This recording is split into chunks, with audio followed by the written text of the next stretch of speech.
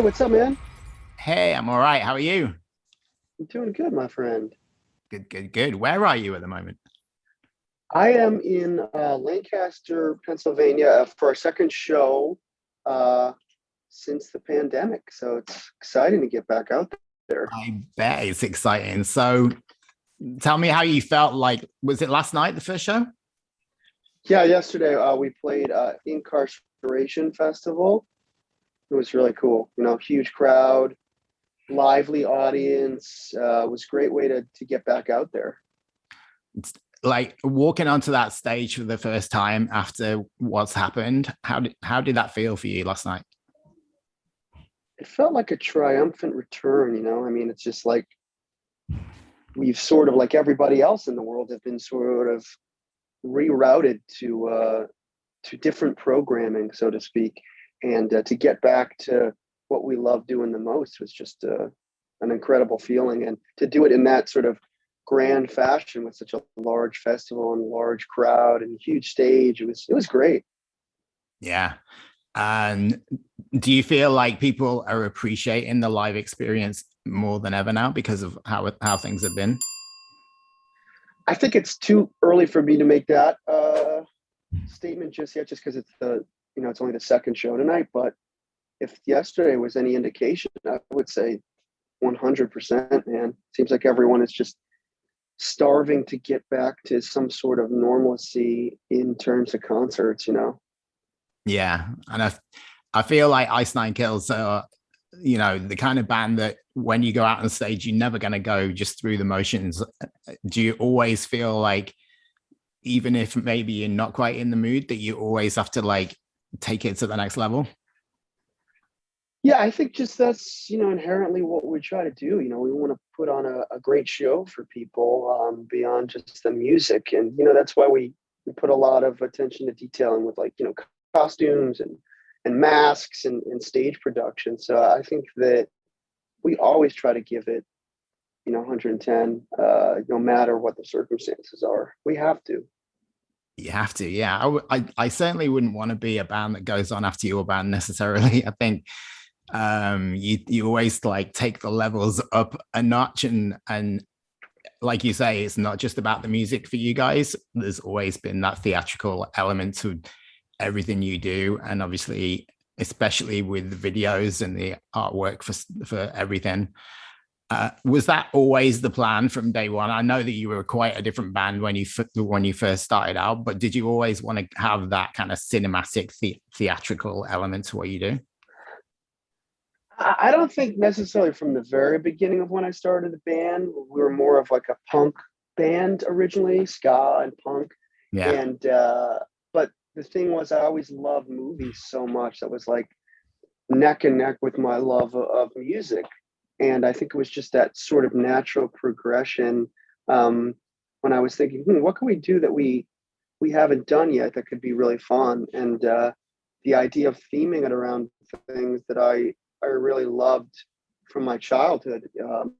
It just felt like, wow, this could be really fun to create, and hopefully it's fun to enjoy. And I'm just glad to see that it ended up working out, not just only for my own pleasure, but for our fans too.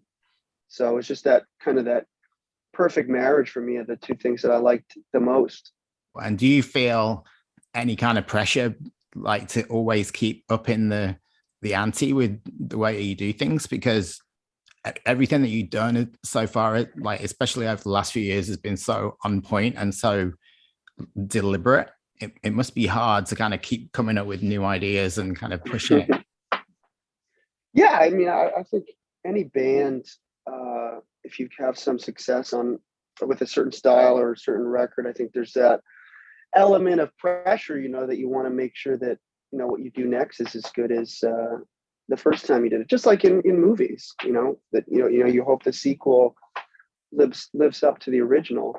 But for me, it's just like I think that's always in the back of my head. But at the same time, I'm just wanting to make something as cool as possible, something that I would think was cool. And yeah, I think there's definitely an element of like, what can we do here that's even crazier? What can we do here that's that's weird or different, or a different style that people wouldn't expect. And I think that's just, how you have to approach it. At the same time, I think you have to remember that it's all supposed to be fun, and not to take ourselves too seriously.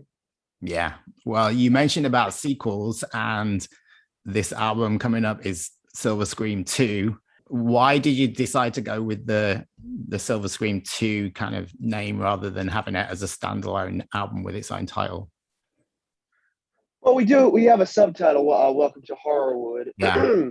So Silver Scream 2, "Welcome to Horrorwood." But for me, it's tipping our hat to the world of horror franchises, and that's just something that I've always been so enamored with from a young age. I remember, seeing Halloween and Friday the 13th and Scream, and being so excited to stand in line, or for those movies that were before my time, go and rent them on VHS for the part 2 and part 3, part 4.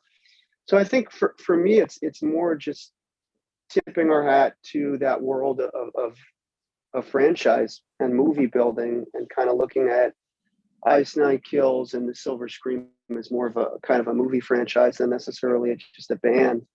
Right. So yeah, I mean, I think that was the thought process behind it.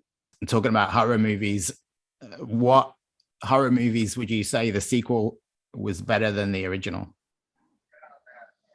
Man, there's so many that it's hard for me in terms of saying which movie from a franchise I like better. But I will say that I think like Friday the 13th Part 2 definitely lives up to the original. It's the first time you get like adult Jason, and I think it might even be scarier than the first one. But I love Halloween too. It's not, to me, it's not as much of a classic as the original, just because inherently it is part 2. But there are plenty of movies in the horror world where I love the sequel. So that's just a couple of them.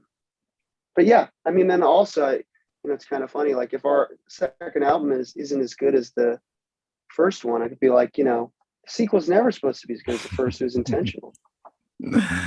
Excellent forward planning. Well, I don't think it's going to be. So I want to take you back to when you first discovered music. Can you remember an album or a band that you became your own rather than just what you'd been listening to in the background or what your parents were playing?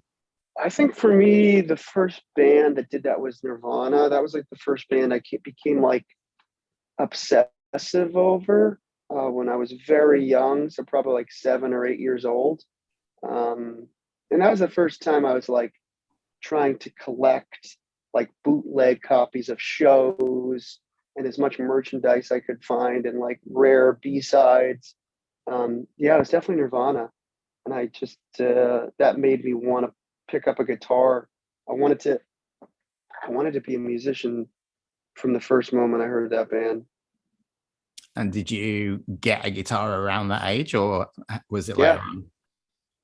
That's when I started playing guitar, and guitar's always been my first instruments still to this day, how I write most of the songs.